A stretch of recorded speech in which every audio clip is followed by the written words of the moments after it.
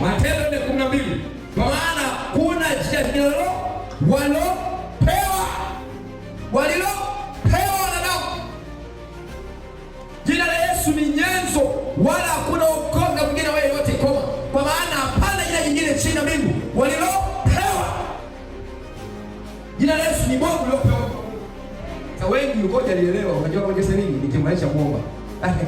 Katika jina la Yesu uko juu kwamba umekaa na Mungu ambao wanakulirusha unafanya hivi. Maana ndio kana kuchezea sana. Halo. Taka leo nikubandike imani. Ukitoka baada ya siku leo unatafuta mgonjwa kwa mjani kwako, kwa mgonjwa kwa kumshiriki. Yaani ungojee mgonjwa kufuata. Unasema hivi kuna mgonjwa hapo, unaingia majirani yako.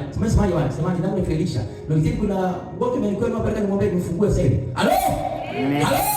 Amen. Unaelewa kijana? Unaelewa kijana? Halo. Ukweli ni nini? Ukweli ni kwamba siri za Mungu ukipata ufunuo juu ya jambo fulani, kuna kufanya kuwa kama vile umechanganyikiwa fulani, kama vile umeelewa fulani na kweli Mungu. Mtumishi wa Mungu Bethel Hosa alipokuwa akisoma Biblia akapata ufunuo kwamba roho ya mauti, kwamba mauti ni roho. Mauti ni nini?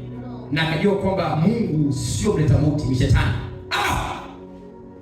Alipong'ata ile siri, alitoka zake Ulaya, alipotoa Nigeria ambapo ndo kwao. Cha kwanza alienda kupiga nyumba za watu, anatafuta kuna mtu yote amekufa hapa, anataka nifufue. Halo? Hakungojea ufuate maiti. Alifanyaje?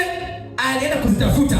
Jiona leo Bwana anakupatia silaha ya kumsumbua shetani katika jina la Yesu. Amen. Sasa silaha uliyokuwa nayo ni jina la Yesu. Sema jina la Yesu. Sema jina la Yesu. Sema jina la Yesu. Sema jina la Yesu. Anasema kwa maana hapana jina jingine chini ya mbingu waliopewa wanadamu la kutokoa.